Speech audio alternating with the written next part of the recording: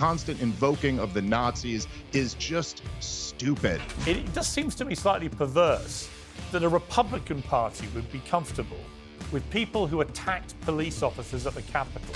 Donald Trump pardoning people that tased police officers. It's like, this is supposed to be a patriotic, pro-police, pro-Christian party? Do you feel uncomfortable about that? I don't. Kamala raised money to bail out the people who were burning down Minneapolis. Ross Ulbricht, who was given 2 life sentences plus 40 years, served nearly 11 years in prison for creating a website. I thought it was a skit. Trump's EO that he signed, it merely just defined male and female. I would love to ask this, Bishop, okay, if there are more, then what are they? It's clearly a political speech, but you present it as if you're transcending above politics, and it's just about morality, but obviously it's not. I don't know, there's something about it that I find disgusting.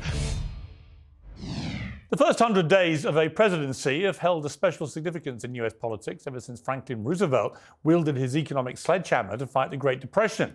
After President Trump's opening day blitz, we might be in future talking about the first 100 hours. And for voters of a MAGA persuasion at least, a very different kind of depression is now lifting very fast. DEI is dead. There are 2 genders, male and female, and you don't get to choose. The big, beautiful border wall is back, and the military will be deployed as part of an emergency response that could see mass raids and the end of birthright citizenship. China is on notice for a tidal wave of tariffs, and January 6th, the fixation of Trump critics for the past 4 years has essentially been scrubbed from the record, with 1,500 defendants having now been pardoned. As the president says, it's a big one. Want to explain about this? We hope they get him. We hope they come out tonight, frankly. Democrats are outraged, and in some cases they may have a point, but their moral high ground is looking decidedly wobbly right now after being hit with a parting torpedo from Joe Biden. His last-minute acts of clemency included the cop killer, among other murderers, alongside sweeping pardons for the January 6th committee. Dr. Fauci, and yes, pretty much his entire family. So not everyone is happy with Trump's MAGA shock therapy. He's already facing legal challenges and savage criticism from his political opponents. The president would have been expecting that. He probably didn't expect it during his inaugural prayer service. In the name of our God, I ask you to have mercy upon the people in our country who are scared now. There are gay, lesbian, and transgender children in Democratic, Republican, and independent families, some who fear for their lives. Well, the inaugural sermon for the 47th president brought to you apparently by Elizabeth Warren. There's much to debate with today's panel. Joining me now, our founder of Outkick, Clay Travis, host of Part of the Problem podcast, Dave Smith, the former MAGA supporter turned Democrat Ally Sammarco, and joining us shortly, the host of the Bulwark podcast, Tim Miller. Clay Travis, let me just start with you with the Nazi salute as it's being billed. I want to show a little, first of all, what it was that sparked this whole debate, which is Elon Musk doing his From My Heart to You salute. Let's take a look. This one really mattered. And I just want to say thank you for making it happen. Thank you.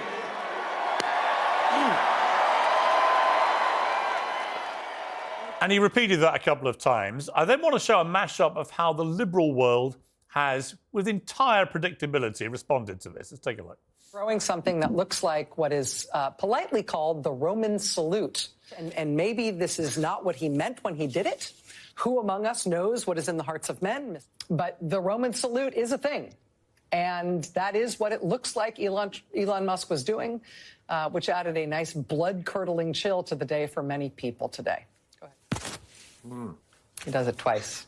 I still am not rocking with anyone sympathetic to Nazis. If you're cool and want to defend the Sig Heils and the Nazi salutes, all the whatever you want to do, that's on you. I'm on the opposite side of that.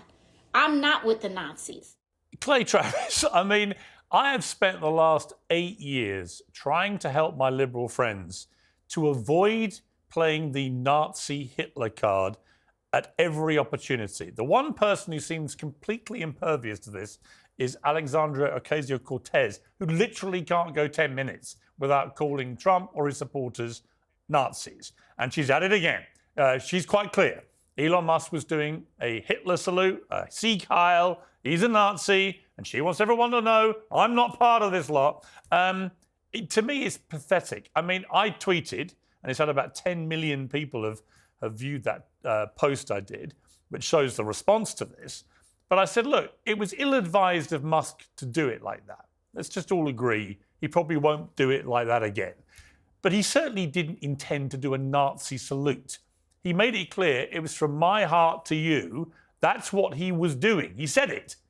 What do we make of the fallout from this? Are we right back to 2016, post-Trump victory, just endless liberal, you're all Nazis hysteria? It's a good question, and thanks for having me on, Piers. Let me start with this. I think probably the best people who would judge whether there are Nazi tendencies or Nazi values emblazoned or embodied in a party would be the people of Israel, Piers. And I just came back from Jerusalem. I went all over Israel to the border with Lebanon, to the kibbutzes, right up against Gaza. Could hear the bombs going off. I was just there. Do you know that if Israel were able to vote in the United States presidential race, based on the polling there, it would have voted like West Virginia and Wyoming, 70-30 for Trump?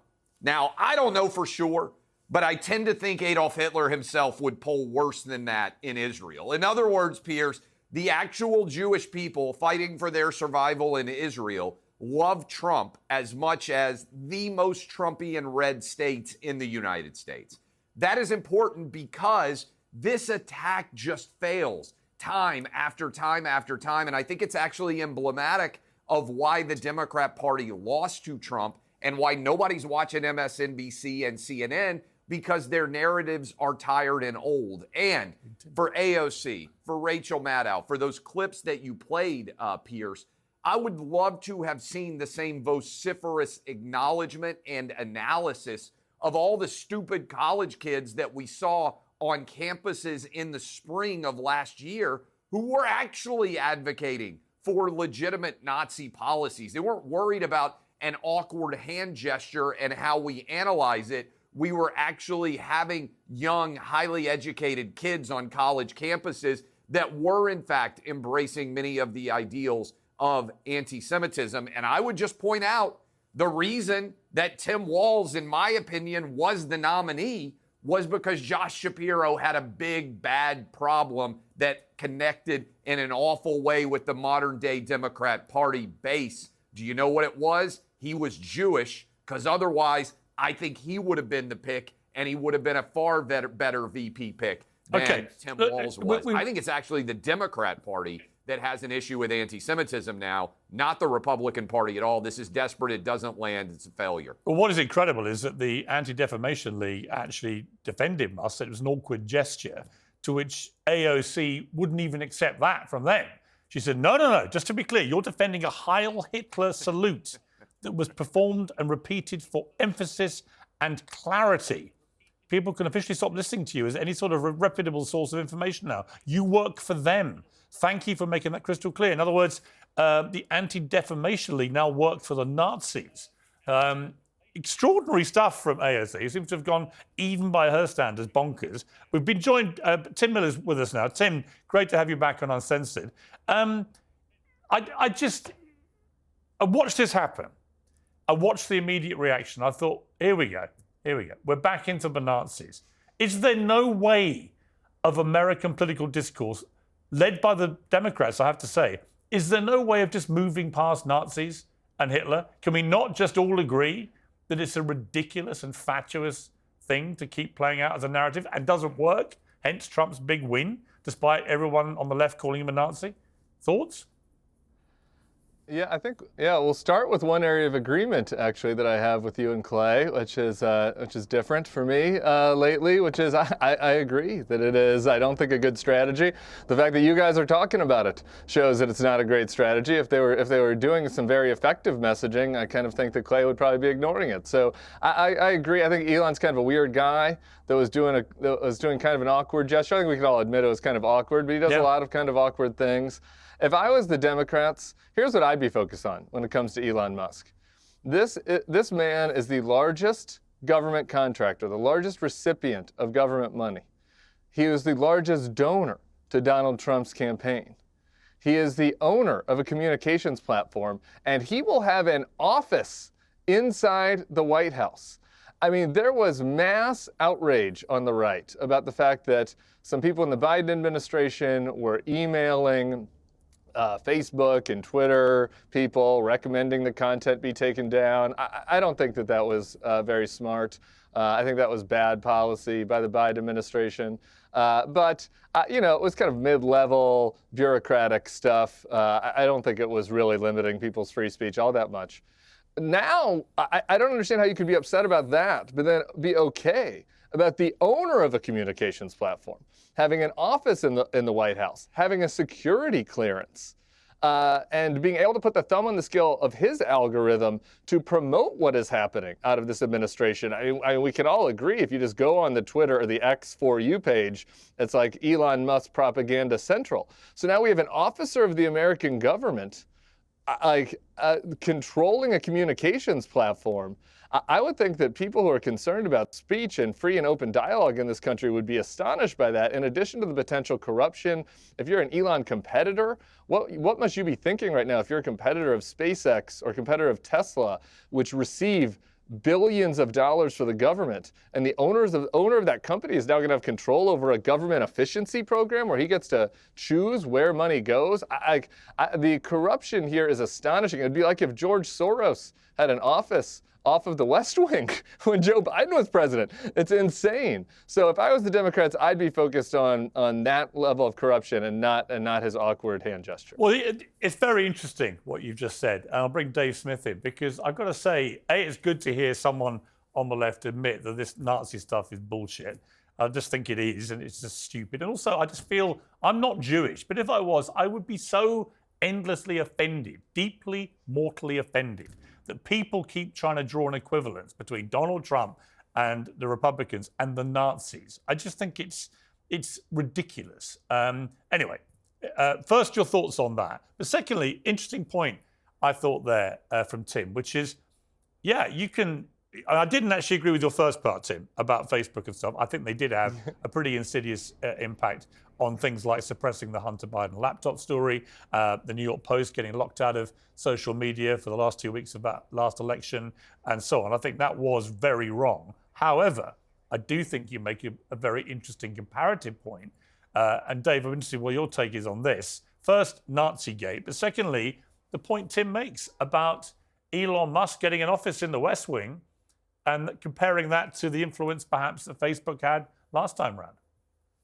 Yeah. Okay. So, well, there's some that I agree with, a lot I don't. So I would be in agreement that I think even if you want to make the argument somehow that like Elon Musk this was a dog whistle, he's a secret Nazi and he chose this as his moment to like subliminally come out as a Nazi, and that was the message somehow. The fact is, Piers, as you addressed at the top of the show, the Democrats have just gone to this well far too many times and nobody's listening anymore. So even if this was the real case, which I don't think it is, I think he's just a somewhat awkward kind of herky-jerky guy in these moments. But even if this was the case, I'm sorry, you just billed Donald Trump's rally as a Nazi rally because it was in Madison Square Garden. Yeah. And that was the only connection that you had. So it's just boy who cried wolf. And I will say, I am Jewish. I don't think it matters that I'm Jewish and you're not. I think we can all have an opinion on this. But I think that the constant comparisons to Hitler and the constant invoking of the Nazis is just stupid. Yeah. And I'll put put the blame initially, I really think it's the neoconservatives who first really put this into the popular lexicon, where every single enemy that they wanted a regime change against was always the next Hitler. Saddam Hussein's the next Hitler, Bashar al-Assad, Muammar Gaddafi, whoever it is, they're the next Hitler. And it's always just so ridiculous. And I've heard from a lot of the hardcore Israel supporters that Hamas are Nazis. The comparisons are ridiculous. And we don't need to pretend that this, I'm sorry, I'm not hearing you if you're trying to interrupt me, but let me just finish my point. I think that the Nazis were a unique evil, and to call everybody Nazis just it does just make the term lose value. Now, I would say that to downplay the amount of censorship that we saw under the Biden regime and even before Joe Biden came in, I think is just not fair. I mean, listen, as somebody who was adamantly opposed to lockdowns and vaccine mandates during COVID, the censorship was very widespread, and many people had their lives and livelihoods ruined simply for speaking up about government policies that, by the way, they turned out to be right about. And all the people saying follow the science turned out to be wrong about quite a bit of the science. I would also say that it's interesting to me that Democrats always seem to get concerned with the concentration of power as soon as they're out of power. And it's kind of wild to see that the party of George Soros and banker bailouts and all types of just corrupt concentrated power now have an issue with this. I think there's always a concern. This is the way the American political system is set up. And yes, there is a concern with powerful private interests wielding government influence. But I also would not equate the government getting in the business of censoring the American people with someone like Elon Musk, who at least his promise with Twitter has been that it's going to be a free speech platform. And I think he's moved more in that direction. And so they're not the same thing at all. Like, I don't have the same problem with a tech executive being in the White House who's going to protect free speech than I do with the government instructing tech executives to censor speech. Okay, Tim, you were trying to speak there. I'm not quite sure what happened because we couldn't hear you. So let's bring you in to respond just quickly before I go to Ali. Yeah, just, sorry, very quick, just two quick things. One, Bashar al-Assad and Hamas are Hitler-esque, I would say, certainly more than Elon Musk. I was just trying to object to Dave's point that it was like the neoconservatives comparing Bashar al-Assad and Hamas to Hitler. I mean, there were some comparisons there, so I was just going to say that. But look, just to the last point, we'd all be speaking Arabic. This is how the American we'd all be system speaking Arabic if we hadn't overthrown Bashar al-Assad. Okay, well, we weren't all speaking German either. But the thing about Musk, this idea that this is how the American system works, that is wild. Please show me an example of this.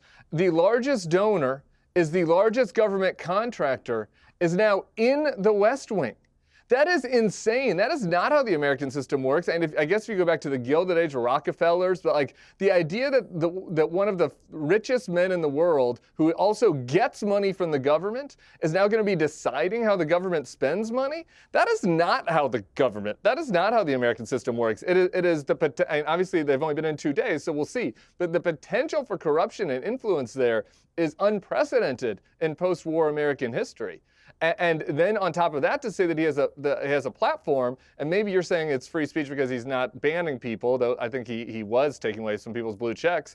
But his platform has an algorithm where he promotes certain things. So if you're on the For You page, you get promoted pro-Musk, pro-Trump stuff. So somebody having that kind of concentrated power in the government, please show me an example of anything even remotely close to this in the modern times. I want to be fair. I want to bring in Ali, who's not said a word yet. Been waiting very patiently. I will bring you other guys back in on this. It's a really interesting debate, I think, about Elon and his power. Ali, first of all, your view of Nazigate. Yeah, no, I tend to agree with Tim here. I don't really know what happened there. I think it was pretty bizarre hand gesture, but ultimately, I'm not in the business of giving Elon the benefit of the doubt necessarily, but I think there's a lot more we can criticize him on and the Trump administration on, and we should focus our efforts there. But no, like Tim said, I think it's unprecedented to have this level of money and power in support of this administration and have access to this administration. You have CEOs of major media companies, X, Meta, Apple, Google, and we've never seen this before.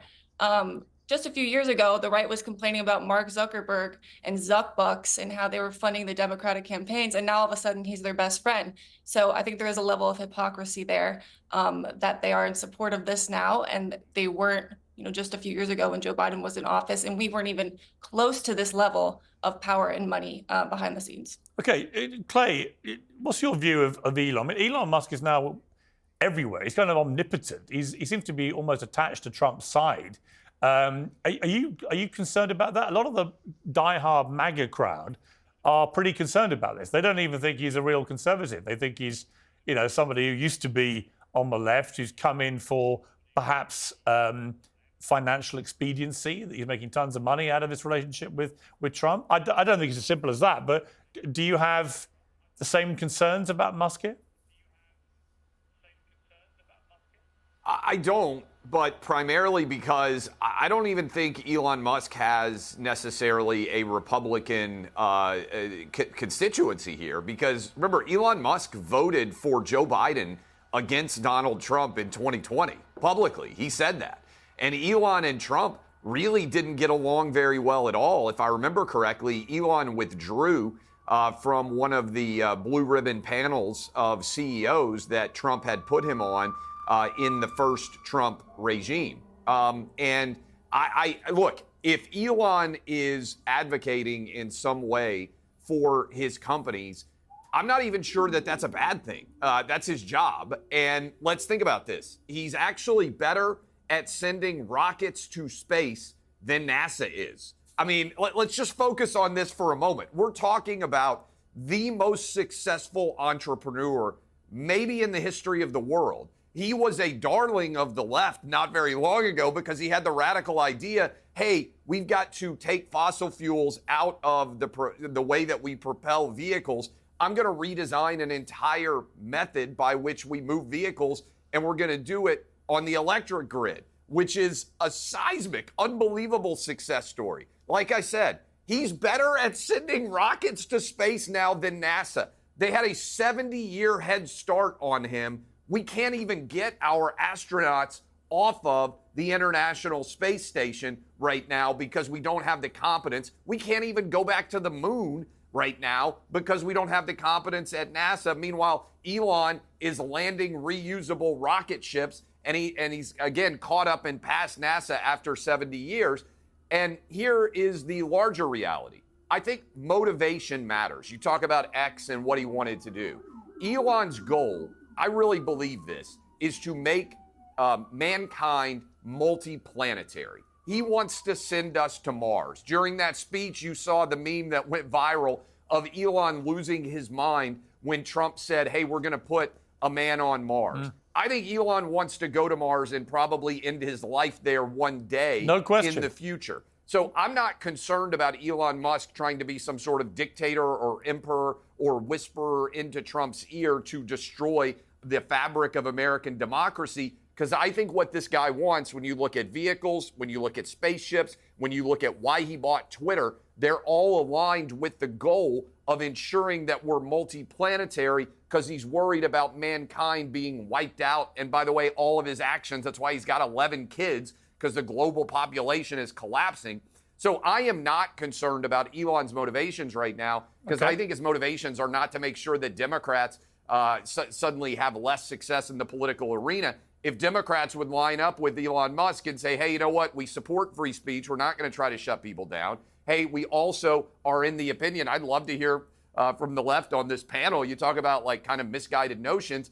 There's only one Democrat in Congress right now that will say men shouldn't compete in women's sports. Elon Musk is far from the issue for Democrats right now. It's that they're trying to sell something to the American public. Well, we're going to get to that whole. Yeah, we're going to get to the whole. We'll get to the whole gender thing. I first of all want to touch on this whole pardon situation, Tim, because it seems to me that if it wasn't for Joe Biden, you guys on the left could run riot about the January 6th rioters, and you could say, hang on a second, this is an outrage, and the reason is because many people on the right, including J.D. Vance, very publicly said the people who committed violent acts that day shouldn't be pardoned, and they've all been pardoned. The problem you've got is that at least they all were in prison having been convicted of crimes at the time they got their pardon. But your guy, I won't say your guy, the current Democrat president of 2 days ago, but now no longer, Joe Biden, has preemptively pardoned so many people, including half his family, so that they can never, ever be in a court of law over any potential crimes and so on. So it seems to me that by doing that, what Biden's done, he's just completely neutered the arguments on the left about the January 6th rioters who've been pardoned. Discuss. Yeah.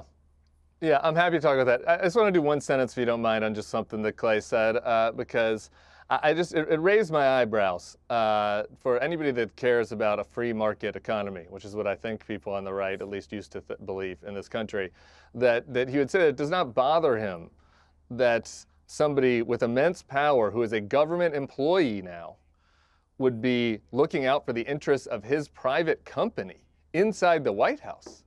Like, that's Russia. Like, that's kleptocracy. Like that. Like, we have a free market. We shouldn't have the CEO of one car company than our public tax dollars are with NASA. Congrats. That's SpaceX is way better than NASA. I agree with you. I want SpaceX to be better. Agree with you.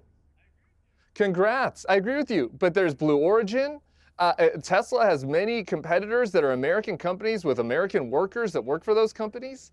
I just, it's insane to me that we think it'd be okay for a CEO of a company to be inside the White House advocating for his company's private interests when there are other American companies that should have equal playing field in a free market. To bring the Elon debate to an end, I think the reality, and Clay won't admit this, I wouldn't expect him to, but if this was the other way around, and you had Mark Zuckerberg suddenly popping up in the Biden administration with an office next to Biden, I think on the right, all hell would break loose. I do. So I do think there's a slight, we're not comfortable about this, but we don't really want to say it. Now, I'm not going to speak for Clay, but I do want to move on to January 6th. Thank you, Piers. January 6th pardons. So let's discuss that. Yeah, good news. I got good news. I don't wear a Democratic team jersey. I'm on the left, I guess, in the sense that I don't like Donald Trump and I think that he's corrupt and I think his administration is going to be a disaster. But it's very easy for me to say that Joe Biden's pardons were absolutely disgraceful. And I don't think that Joe Biden's really, frankly, disgraceful behavior over the last year, basically, does anything to alibi Donald Trump's appalling pardons. Like, Joe Biden doing a favor for his brother sucks. That is bad. But we can judge two bad things against each other and decide what is worse. Donald Trump pardoning people that tased police officers. Donald Trump pardoned a man, Enrique Tarrio, that burned flags and started an arson and had a group of people that stabbed people outside of a black church. So, like, this is supposed to be a patriotic, pro-police, pro-Christian party, and immediately the first thing you do is pardon people that did an arson outside a black church, that tased police officers, that stormed the Capitol. Have you seen the picture of Sergeant Aquiles Ganell's body? Like what happened to his feet and hands because of the way that these people attacked them? The actual person that tased Michael Fanone, that person got pardoned. It is just insane and appalling that Donald Trump did that. And the fact that not a single person in the supposed Black the Blue party, I guess that's not true. I think Tom Tillis might have. But the fact that you have to maybe come up with one person that said this is wrong, I don't know. I don't know actually how you kind of sleep at night if you're a Back the Blue person and you're like, we're going to let somebody out of prison that tased police officers. Well, I mean, Dave Smith, if you look at the list of people that Biden's pardoned, they include murderers, very controversial, cop killers, and others. There is a direct parallel there. They've also preemptively pardoned Dr. Fauci, interestingly, going back to 2014, which means it doesn't just cover the immediate period of the pandemic. It goes back to potentially when he may or may not have been doing stuff he shouldn't have been doing in relation to work on these kind of viruses. So it's a very all-encompassing preemptive pardon. And it's that preemptive nature of it, which Biden himself was on record as saying he'd never do, which I think has been particularly problematic for him. But in relation to Trump's pardoning, J.D. Vance said clearly that there should be a difference. Those who were violent against police officers should not be pardoned. And those who were not violent, many of them did get, it seemed to me, got very lengthy sentences, they should be pardoned. And that's what Trump has done. But he went further. He went and pardoned the violent ones too. So he went against what his own party, senior members, his own vice president wanted him to do. So what do you feel about all this?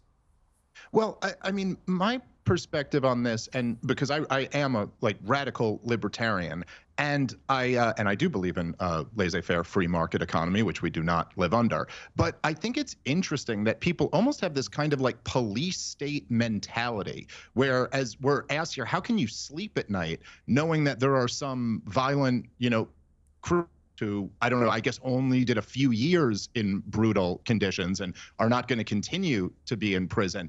And yet, personally, I subscribe to kind of the classical liberal idea of better 100 guilty men roam free than one innocent person is put in jail. And so my focus, how do you sleep at night, is much more about the nonviolent people who were so brutally, essentially tortured by the state. By the way, one other one which is very close to my heart is that Donald Trump just pardoned Ross Ulbricht, who was given 2 life sentences plus 40 years, served nearly 11 years in prison for creating a website. I mean, it was essentially the same logic as if you were to throw Zuckerberg in jail because 2 people on Facebook messaged about doing something illegal together on his site. I mean, and to me, how do you sleep at night knowing that that's what our society does? That our society, could you imagine, Piers, ever justifying a double life sentence plus 40 years for anything short of a heinous, brutal, violent crime? No, listen, on that, I totally agree with you. But on the point about the violent offenders on January the 6th,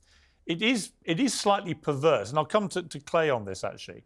It just seems to me slightly perverse that a Republican Party would be comfortable with people who attacked police officers at the Capitol, the very heartland of American democracy, that they attacked them and were convicted of attacking police officers, and that they have also been pardoned as if that crime never happened. Do you feel uncomfortable about that? I don't. And let me explain why. I've been making this argument, and I was on The Fringe making this argument for years. What has happened here is we've kind of lost sight, to me, at what a pardon is intended to do and also what a commutation is intended to do. What Joe Biden did, and I'm going to circle back to Trump, what Joe Biden did, I think, is actually unconstitutional because, as you said, Piers, he has preemptively pardoned Dr. Fauci and 5 of his family members for things that they haven't ever been charged with so far. He's just basically given them a get-out-of-jail-free card. Not only that, but you can never even be accused of having done anything that might justify you being in jail. I said, and I don't have a problem with it, I've got 3 sons. If I were Joe Biden and Hunter Biden, my son had been convicted of felonies and he was potentially going to go to prison, as he was. And as part of that, I believed that he was being prosecuted to a certain extent because of my political background. I would pardon my own sons. I went on. I don't have a problem with that. I expected him to do it. My issue there is he lied and said he wouldn't do it, when I think a lot of dads and moms out there said, of course he's going to do this, right? But Hunter Biden was tried and convicted. That's what a pardon's for. His 5 brothers and sisters and Fauci, preemptively, that shouldn't happen. Now, on the Trump side, I don't have a problem with it at all because these individuals were all convicted. Many of them had already begun to serve sentences. They were prosecuted politically in a way that did not occur for all of the BLM protesters that were burning down police stations, that were engaging in violent acts. Well, many people involved in those did actually get convicted of crimes. That led to violence differently. And so Trump is now saying, well, they've served their time. I think they have been punished beyond what they would have been punished if this hadn't been a Capitol riot, if it had been a riot that was going on in Washington, D.C. for months, as we saw with BLM.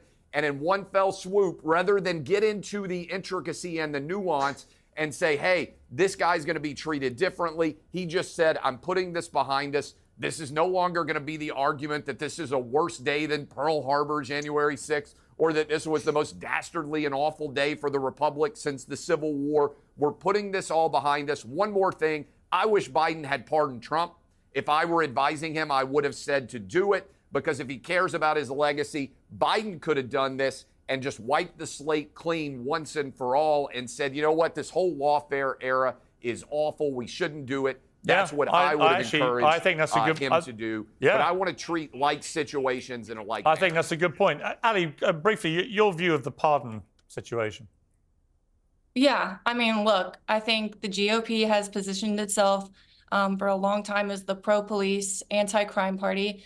And then they have made a million excuses for what happened on January 6th and whitewashed and gaslighted all of America, essentially, about that day. And anyone who was watching that day knows how violent it was and how scary it was to watch people break into the Capitol building. So, you know, now that they're okay with these people back on the streets, facing little to no consequences for their actions, I think it's disgraceful. And if these insurrectionists were, again, like he said, BLM, I think they would not have even considered pardons for them. So it's suffice to say that I don't think that the GOP today has steady moral. Charged.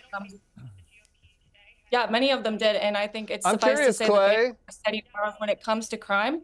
But we already knew that because they endorsed. Kamala bailed them out. Kamala raised money to bail out the people who were burning down Minneapolis. The tweet is still up. And if Trump had raised money to bail out people before they even got charged with anything, the comparison to the damage done by BLM and the January 6th is seismic, right? There were tens of billions of dollars in damages during the months-long BLM protest. Fauci, who just got a pardon, people couldn't even say goodbye to their grandmas and grandpas in hospitals. They had to record videos and nurses were holding it for them. Meanwhile, Fauci comes out and says, well, hundreds of thousands of people can go march in the streets because this is more important than wearing a mask and being concerned about COVID. This was when a lot of people started looking around and saying, this is fundamentally broken. And so these guys have all, again, a pardon. You can argue it should have been a commutation, could have been a pardon. Most of these guys, the 1,500 plus and gals, have all been punished already. And if you look, this is important, in Washington, D.C., half of all felony charges are dropped and lowered to misdemeanors. They basically don't put violent criminals in jail in Joe Biden's administration unless you were involved in the January 6th riot. So they weren't treated equally under justice. This was a political prosecution. People that stab cops and tase cops and bear mace cops in D.C. get misdemeanors? I would like to see the evidence of that. I just don't understand. If you're so cool with this, if you're just like, whatever, it's no big deal, let's wipe the slate clean. Why don't we wipe the slate clean and let out all of the BLM rioters who attacked cops too? Let everybody out. It was unfair, was politicized. I don't think hardly any of them were actually put in prison. You can't decide on a case-by-case. But if yes, of course they were. Of course they were. Google it, Clay. Of course they were. People that attack police go to prison. They prosecuted thousands of people. Hold on. If there are, I'll follow up. If there are BLM protesters who were put in prison and are still there because of the actions that they undertook, the actions that they undertook, and they were prosecuted, far more so than somebody who was accused of carjacking or someone who was accused of a robbery that was not politically related, I would also support them being released from prison, because if they were treated unfairly relative to the standard of the law, to me, that is an injustice. We have to treat like crimes in a like manner, regardless of race, gender, politics, ethnicity, or anything else. Okay. If we're not doing that, then I think we have a banana kangaroo republic. What and to evidence, me, that is what to what a large evidence extent, do you have? Washington, D.C. justice has become, justice in quotation marks. Okay, listen. I just don't think you have any evidence that people that attack cops were let off easy. I just, again, there might be other people, there might have been single cases. Here's what we should do. We should all agree. Of a man that tased a cop. Yeah, I don't think anyone and he's being let off. I agree. Listen, Tim, I agree with you. We're in a rare place today. I'm finding myself nodding away to a lot of what you're saying. I just think that J.D. Vance was right. And if I was Donald Trump, I would not have pardoned the ones who attacked police officers, because it goes against everything Trump believes about the police and law and order and all the rest of it. I think it's kind of disrespectful to the police. He's not one to listen to. It's a brave new world, Piers. We should have tea after this. I'll get you tea. Has to be Yorkshire Gold, just for the record. And you need 5 bags in a pot. Draw the line at tea. 5 bags in a pot, coffee. and you have to put the milk in the cup first, otherwise it doesn't work. I want to bring in Riley Gaines now to join the panel. Host, of course, of Games for Girls on Outkick. Riley, great to see you back on Uncensored. Always good to have you. I want to start by playing a clip of this extraordinary moment in the Washington National Cathedral yesterday, where Bishop Mariann Budde, who was officiating, decided to suddenly turn it into a political rally. Let's take a listen. In the name of our God, I ask you to have mercy upon the people in our country who are scared now. There are gay, lesbian, and transgender children in Democratic, Republican, and independent families, some who fear for their lives. Well, Trump has responded. He took a while. His first response was didn't really say very much when he was asked by the media.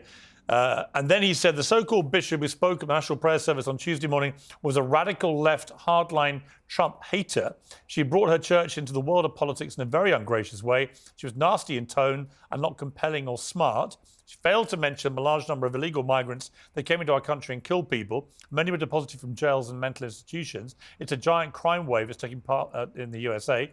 Apart from her inappropriate statements, the service was a very boring and uninspiring one. She's not very good at her job. She and her church owe the public an apology. So I would say a fairly predictable response from President Trump, Riley. But I've got to say, I was pretty staggered that at such a moment when you got a new president, whoever it is, for the bishop to suddenly launch into what was very clearly a pretty partisan political speech, which bore very little relation to the fact that all Trump had said was there are 2 genders, male and female. That's it. That doesn't seem to me to be leading directly to young kids all over America fearing for their lives, unless I missed something. No. And before I even answer that, Trump put out that tweet at about midnight. So the 12 a.m. mean tweets are back in full effect. I know. Yeah, when I first saw this video, I saw it in the same format that you just showed. It looked like a stitch almost, like one side and one side. And I thought it was a skit until I realized, of course, that it wasn't. As you mentioned, Trump's EO that he signed, which I would imagine as this is why this bishop went into this parade in the way that she did, it merely just defined male and female and indicated those are the only 2 sexes that exist. I would love to ask this bishop, okay, if there are more, then what are they? I know you've had Harry Sisson on this show. I love that clip of you, Piers, asking him, what are you say there are more than 2 genders. Right. What are the other genders? And of course, there's never an answer. So it's wild to me that we live in this time where we have to applaud such decisive and executive action.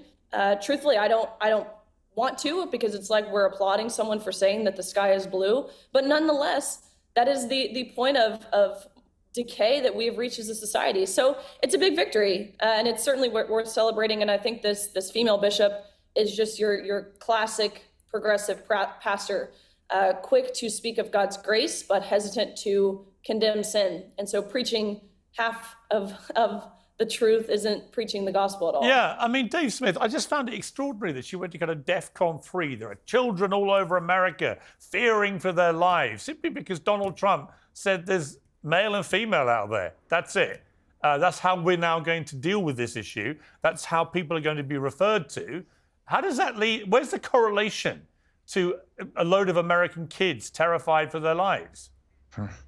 Well, I mean, look, and I just think this represents so much of what we've had to deal with insane wokeism over the last decade at least, and what has just been rejected by the American people. And you nailed it, Piers, right? It's that this is clearly a political speech. This is how the woke do it, right? It's clearly a political speech, but you present it as if you're transcending above politics, and it's just about morality, but obviously it's not. And look, the two major political issues that she was hitting on. Number one, I mean, I completely agree with Riley on this. And if humanity survives for another 50 years, when historians write books about this time period, it will just be about the mass psychosis and how madness just swept, culture. And the stuff is just it's so ridiculous. And again, like the example of you asking that kid how many genders there are. Nobody can answer the most simple questions when it comes to the trans thing. Like the most basic one of like, why can't I identify as a horse? Yeah. If objective biology doesn't exist anymore. No, I've actually been on this. I identified on International Women's Day. You can. Several years ago, I identified Go as for a. it, Dave. Well, Let's hear your I can nay. go better. I can go better. I identified as a. Can I also? Okay. Well, Dave, the point I was going to make was on International Women's Day a couple of years ago. It's a free country. I identified on the show as a black lesbian because, frankly, if self-identity is limitless, why can't I? Exactly, Piers. And let me just, by the way, to your point of your response of like, I can identify as a horse. Yes, okay, I can. And the correct reaction to that should be for everyone else to, you're an insane person. You're not a horse. And you're also a person, a human being, not a horse. Just for the record, but anyway, and then with the whole this whole like weaponized empathy about immigration. I mean, look, Piers, I'm sure you've seen some of the most recent polls. Americans agree by super majorities that they reject the de facto open borders of the Biden administration. And so to make this political speech while the guy, which is against the politics of the guy who just got elected, and also against what has been wokeism and open borders have been rejected by super majorities of the American people. And so to make this speech in this moment was just totally inappropriate and just, I don't know, there's something about it that I find disgusting. This thing where you just hide behind like, there are people who are afraid and the trans kids are afraid. Yeah, you know what? There are other people who are afraid that these progressive maniacs are going to propagandize their children more with this gender nonsense. And I'm a little bit more concerned for those people. So we had an election. We've had national debates about this. That stuff has been rejected again by super majorities of the American people. It has. Ali, what are your thoughts on this? I really did think it was hit completely the wrong mark. She may feel all these things, but to just start, I mean, it seemed to me the biggest problem the Democrats had in the last 4 years, culminating in the terrible beating they got in the election, was that they kept scolding the American people. Constant scolding, culminating in Barack Obama scolding other black Americans. If you don't vote for Kamala because she's black, effectively, then you're betraying black people. It's this constant, self-righteous, high moral scolding. And they took a terrible drubbing in the election. Trump's back with a bang. And rather than be clever and move on and evolve as a party and work out how to find the next Bill Clinton or someone like it who can actually take this head on and be a proper opponent, it seemed to me they've learned nothing. You say you're a Democrat now. Did you enjoy what that bishop was saying? Or did you not think like I did, wow, have you not got the memo that people are fed up with this stuff? Okay, let me start off by saying the slippery slope argument is not a real argument of, people are going to start identifying as horses. That's not the argument I of made. the gay marriage era. That is what you said. The gay marriage era where people said that people were going to start marrying their pets. It's ridiculous. It's a logical. Listen, it's not, again, just to not strawman me. I'm making a logical analogy. I'm not equating the two things. And I'm not saying that transgenderism will lead to people identifying as a horse. The point is to attack the logic. What's wrong with me saying I'm a horse? You now have to respect my identity as a horse. What's wrong with it is that objective reality exists. Not a horse. Yeah, exactly. The point is, the point is, Ali, limitless self-identity means that anyone, anywhere can identify as whatever they like. And the reason it matters is that this goes right to the heart of the trans debate, say, in women's sport. I want trans people to have the same rights to equality and fairness as everybody else on this panel, including me, right? What I don't want is women's rights being trashed in the process. And when you allow people who were born biological male with all the advantage in terms of power and strength and speed and so on, when you allow them to simply put their hand up and say, I'm now a woman and I want to compete against women in women's sport, and then they start performing immeasurably better comparative to how they were performing against other biological men, then you realize the problem. And this is why the Democrats, one of the reasons they lost. That last ad that Trump did, Kamala's for they, them, Donald Trump's for you. one of the most effective ads in modern times. There's a reason, because most people actually went, yeah, he's got a point. We're fed up with this crap. So did you, honestly, Ali, when you heard that, Bishop, did you think, great, really needed to be said, or did you slightly wince and went, we haven't got the right memo here? No, I really respected what she said, actually, and I think she has a lot more guts than a lot of politicians do. Not many people get to sit and talk to the vice president, the president, and their families face to face like that. And so she could have easily just, put her head down and complied. And I think they needed to hear what she said, whether they wanted to or not. They clearly didn't. But I truly believe it was important for them to hear that. And it shows just how truly cruel, callous, and anti-Christian that these people actually are. And another point is that trans people have existed since the beginning of time. They will exist, they'll always exist. The Republican Party's current position is that there are only two genders and trans people don't exist, or it's made up. And that's just not true. There are a lot of transgender kids that genuinely are scared. If you haven't met one, just say that. But I have met one, I've met many, and I have transgender friends, and they are scared because there's a target on their back by this incoming administration. And I understand the Republican Party's concern about men and women's sports. That makes it sound very scary and perhaps dangerous, but I think there is a common sense solution to having inclusivity and not isolating transgender kids from their friends or sports that they want to play in high school that aren't even at the competitive level, because we simply think that they just don't belong. And there is a common sense solution. Why can't they just compete against their biological sex like everybody else has to? I mean, let me bring in Clay Travis quickly on this, because it's a big issue, this. I just felt like, wow, here we got Miss Bishop, just didn't get the stop scolding everyone memo and just sounded ridiculous. Yeah, and I give credit to Riley, and I think Outkick has really been outspoken on this, but when she had to swim against a grown-ass man in the NCAA championships, and everybody saw it for what it was, a complete and total farce, I thought that a lot more people would, in the political arena, say this is ridiculous. But Democrats somehow have painted themselves into a corner that they just had a bill that all it said was, if you get taxpayer funding, you should compete against the gender on your birth certificate. Piers, 2 Democrats in the entire House signed on for that bill. Every Republican. Now, we are winning on this issue because it is an issue of common sense, which I think doesn't even really have a strong political association in the real world. According to the New York Times, 65% of Democrats don't think that dudes pretending to be women should be able to compete in women's sports. 94% of Republicans, 80% of the population at large. You just referenced that ad. Do you know who it performed remarkably well with? It ran in every football game that I watched. Yeah. Black men, Hispanic men, white moms, all of them watched it and said, yeah, this is ridiculous. And let me hit you with identity politics, Piers, because you said you can be anything. I actually want to push back, and I think it kind of goes to how broken Democrat identity politic beliefs are. Do you remember Rachel Dolezal, yes, the woman out in Spokane, Washington, who was the head of the NAACP, said she was a black woman? They ended her. They canceled her. I think she's on OnlyFans now. I don't know who's the market there for fake black women, but maybe she's making a living. I hope she is. I'm for capitalism. But think about this.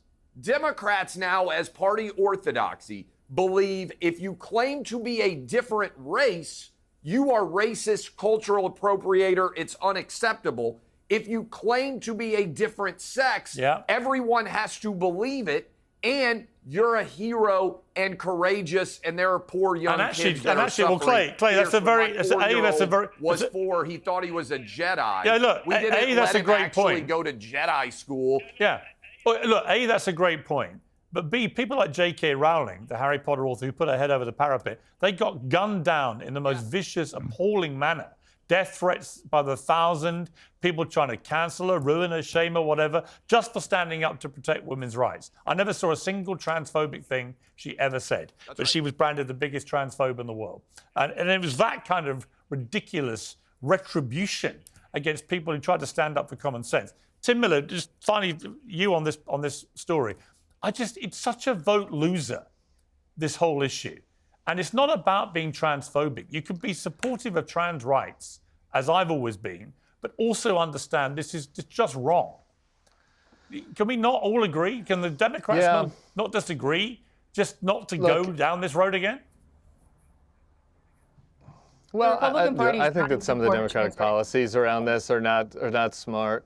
But I think that some of the way that this is talked about, I don't appreciate, Clay, like talking about dudes pretending to be women. I don't know. If you actually say you respect trans people, but you just want a level playing field, then you don't have to be a dick about it.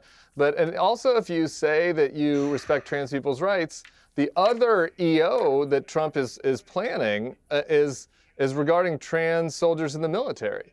So again, I don't understand how you can say, "Oh, I'm for trans rights. We don't like, the pronoun thing. We don't like the trans sports thing." Saying he doesn't want taxpayer dollars to go to changing people's genders, which actually is pretty rational. Well, but what about existing trans soldiers in the military? And the last time he was in there, he had a ban on people honorably serving the country who were transgender. That to me is too far. That is cruel. It's wrong, and it's and it's unpatriotic, frankly. So I think that a lot of times this conversation on the right goes overboard. Okay, final word to Riley, because you've been heroic on this issue for so long. On that point that Tim made, I mean, where is the line? I mean, do you feel uncomfortable about Trump banning all transgenders from the military? Where the line is personally, I'm speaking out of my own personal experience here. I don't care what people do in their free time. I don't care what people do behind closed doors. It's none of my business. I don't want anyone telling me what I do behind closed doors, quite frankly, okay? Where the line is when you start to infringe on people's children, number one, and when you start to infringe on our rights as women. I can speak personally, again, to how I was violated in a locker room where a 6'4" man takes off his pants, fully unclothed, exposing his penis inches away from me. I'm a married woman. You think my husband like that? You think I like that as a devout Christian? Which I want to make the point. I know Ally said it, Trump and Vance came off as callous and anti-Christian. It goes back to the first book, Genesis 1. He made them male and female intentionally and uniquely in his perfect image. So I think there was one person or maybe a group of people who were anti-Christian in that room, but it certainly was not Trump and Vance and the standpoint of that issue in particular. So I think that's where the line is. Don't infringe on kids and don't infringe on my rights as a taxpaying American. Okay, we've got to leave it there. Great panel. So you're against the military ban. Great. Well, another agreement, Piers. We don't allow people with bipolar disorder or other mental disorders into the military. I think it's worth considering. So you don't agree. Never mind. Yeah. I think it should be, it matters who is on our front lines, who is protecting people. I believe in a strong military. That's what I believe in. Okay, we're going to leave it there. Thank you all, panel, very much indeed. I appreciate it. I'm sure we'll be talking again soon. This is going to be a roller coaster ride next 4 years, but thank you very much. More reaction now to that sermon by Bishop Budde. I'm joined by Reverend Franklin Graham, president of Samaritan's Purse, who gave an impassioned address to the inauguration ceremony on Monday. Franklin, great to have you back on Uncensored. How are you? I'm doing fine, Piers. Thank you for having me. An amazing moment for you to be centre stage there at the inauguration. What was that like for you? Well, it's an honor, Piers, to be able to always pray for your leaders and to encourage the nation and those that are watching to pray for the leaders. Our president, he needs prayer. He needs help. So does J.D. Vance, our vice president. And so it was honor, and it was just a real honor for me to be there, privilege. You managed to avoid the temptation to launch into a sort of pretty partisan political rant from your pulpit in that moment, but the same cannot be said about Bishop Budde, who seemed to take it upon herself to scold the president, the new president, and his vice president in pretty spectacular fashion. What did you make of what she did? Well, she was completely wrong to do that. She was mixing the LGBTQ plus agenda along with the immigrants. And because the president talks about having a new policy of just, as far as the government, it's just two genders, male and female, but that somehow the LGBTQ community is going to be maligned some way. That's not true. Like they said, she said they're going to feel unsafe. Why? Nothing's changed. They still have their freedoms and their rights, as we all do, just because the government's only going to recognize male and female. So she was wrong on that. And then to talk about, having compassion, the problems that we have with the border go to Biden. You have to lay those at his feet. And you've had a policy that welcomed people to come from around the world. And if you can just somehow get to the southern border, you can cross at great risk to yourself and come to America. And so we saw millions of people come to the United States, going through Venezuela, places like that, going through the Darien Gap, through Panama, all the way through Mexico, walking, people being raped, people being murdered. And then if you made it to the border, you would have to swim, go across barbed wire and things like that to get into America. That put people at great risk. So you talk about compassion. We need a system to go back to where people can come into this country legally, where they can apply. And like Melania Trump, her family came in legally. And so we just need to go back to that. But there's nothing wrong with it. We need immigrants. We need people to come, but not illegally. And they don't need to come in a way that puts their family and their loved ones at great danger. And that's what's happened these last 4 years. President Trump has said that Bishop Budde and the church owe the public an apology for what she said. Do you agree with him? Well, I don't know, but certainly she was wrong, and she took advantage of that pulpit, which was really a national pulpit at that point, for her own personal agenda, and that was wrong.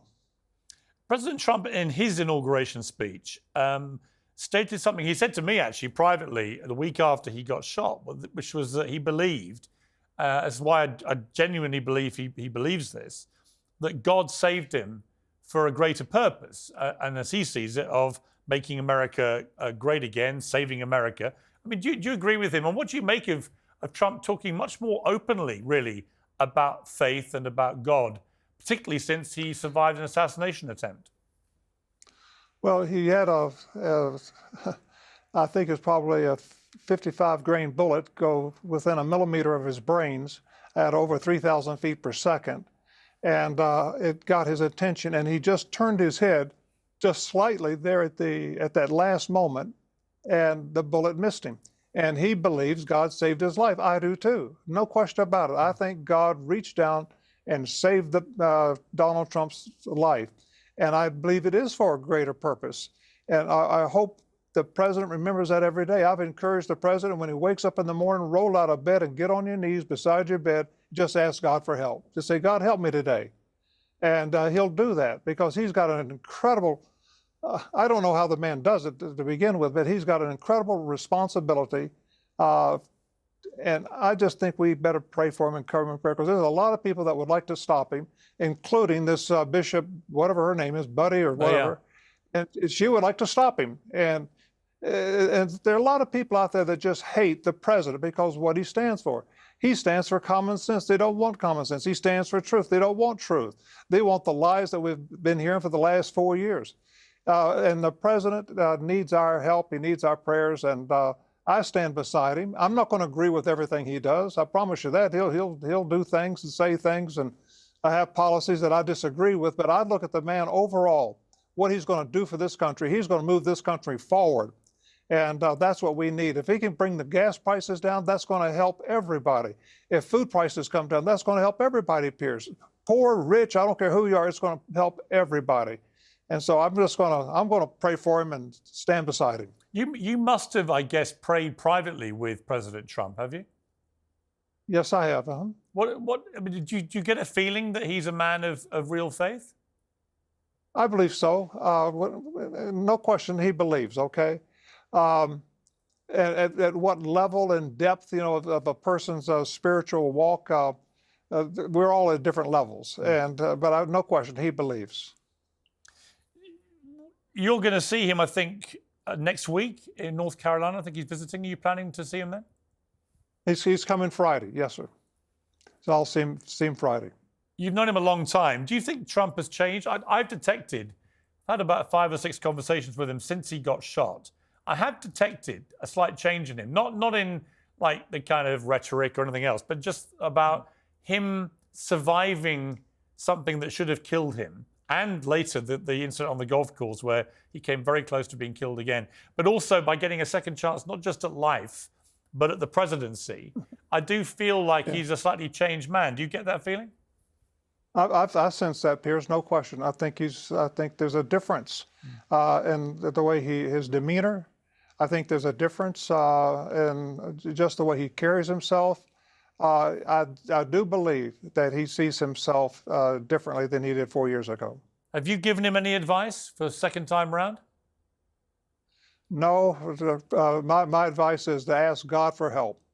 That's my advice. Just let God help you, and he'll do it. And when you suggested he do that, did he agree? Is he going to get out of bed and pray every morning, do you think? Sure. Just, when you get up, before you have your cup of coffee, just say, God, help me today. I need your help. Thank you. And it doesn't have to be a 10-minute prayer. It could be a 2-second prayer. And God will hear you. If you really mean it, God will hear it, and he'll answer those prayers. But have you had the chance to tell President Trump this bit of advice yet? I've shared that with him. And what did he say? He listens. Sometimes he doesn't say anything. He just listens. And I think that's, he hears you. I think if I survived an assassination attempt by a millimeter, I'd probably get out of bed every morning and say a few prayers. I think your advice is good. Well, we could have been going to a funeral this last fall. Yeah, absolutely. And his brains could have been blown out all across that field. But God, I believe, just it was just a little tweak, just a little turning in your head, and his life was spared. Yeah, quite extraordinary. Frankly, Greg, great to see you back on Uncensored. Thank you very much. Well, joining me now is the Family Ties actress and filmmaker Justine Bateman, who branded the Duke and Duchess of Sussex disaster tourists after a photo op that they did with Los Angeles wildfire victims. Well, Justine, welcome to Uncensored. Great to talk to you. Thanks. I'm a filmmaker and an author for the last decade, so acting's a past experience for me. I'm sorry we didn't categorize you correctly. I'm glad you corrected the record. You made a lot of noise and headlines with what you said. I have to say, I thought you were completely right. It does seem to be that every time there is any kind of disaster at the moment, these two trot along, and they're almost like pretending to be a separate rival royal family without any of the duties that the actual royal family back here in the UK have to perform to be royals. What was it that motivated you to do this? I don't know. I don't know what they do for a living. What's important here is that there is a devastating lack of leadership in California. There were things that were not been done that could have been done to mitigate the damage. And at the point that these two had this strange tour, fires were still raging. People were missing. There might have been human remains in the ashes upon which they walked. This was bizarre. Everybody in Los Angeles either lost their homes or knows somebody, more than one person, who lost their homes where it was burnt to the ground. Everything just to ash. So we're all busy and also a lot of people didn't have power. We personally didn't have power for 3 days. And so there were looters going up and down the streets looking for places to go in and steal. For anybody that's not a politician or a government official who's looking at the damage to see how much money they're going to allocate to this area, for anybody besides that to be having any kind of tour is just insane. It made no sense whatsoever, completely offensive. And now it's important that California rebuilds, that we get different leadership so that we have, so practices are put in place could we have kept the wind from being that strong and from the fire raging that big? No, but there were things we could have done to mitigate this maximum level of damage that occurred. And that's what I hope happens going forward, that voters stop voting for D or R. Just look at the person and vote for who you think can handle your worst case scenario in your state or city or country. Yeah, but it was utterly absurd that the mayor of Los Angeles, Karen Bass, who literally said 2 years ago, the New York Times uncovered this quote, that if she won and became the mayor, she would never leave America, through the duration of her mayorship. She would stay in America, only travel internally. And then she, at the moment of utter crisis for Los Angeles, with a prediction of extremely dangerous winds, with obviously incredibly dry terrain, because there's been no rain since October, that she chose that moment to get on a plane and go to the inauguration ceremony for an African president. It's like, what are you doing? Why are you there? I mean, in a way, it was as inappropriate to me as Meghan and Harry trotting down to do this photo op in the way that you obviously were offended by, and many other people were. It was equally inappropriate. So what are you doing? You don't need to be there other than for a self-aggrandizing photo op. Yeah, the leaving town. I mean, as I understand, in Kiribati's capacity as representative of California for many, many years in Washington, that she went on a trip, I think New York Times said the other day, she went on a trip to Africa like every couple of months or something. And that someone asked, like, if you are mayor, will you miss these, what will you miss? And she said, I'll miss that the most. Right. Well, obviously that still was part of her agenda. And like you said, I don't know to what end. And it makes me feel like I know she's completely unfamiliar with the entertainment business, which is the main business of this city. But she's also seems to be unfamiliar with Los Angeles as a whole, even though she's been a representative of this area.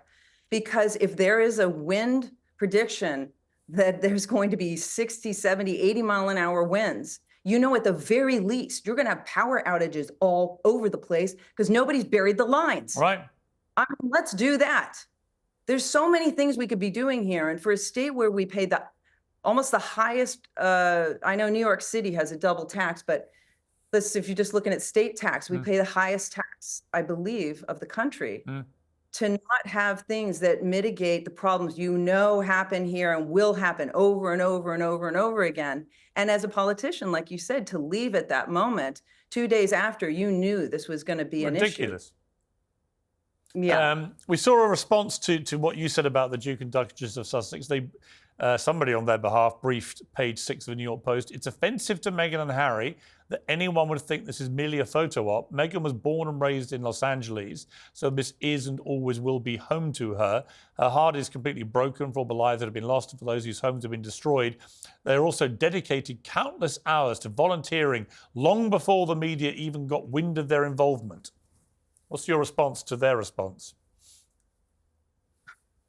I don't know who these people are. I don't know why they were walking all over possible human remains because there were people missing, right? In the ashes. I don't know why there was this official mayor of Pasadena tour. The whole thing is really so out of place, so ridiculous, so tone deaf. And it was, like I said, disaster. They were like disaster tourists. What's important, like I said, is that we help the people who have been devastated by these fires. I know there's been a moratorium on, insurance cancellations, but I'd like to see a moratorium on zoning laws. Because what they're going to do to a lot of these people, especially those in Altadena, who maybe can't afford to rebuild, or will have a struggle with that. They want to rezone all the thing, and so it's not single family homes anymore. It's just apartment buildings. I'd like to see more effort put into helping the people of Los Angeles. Yeah, Justine Bateman, great to talk to you. Thank you very much indeed for joining me.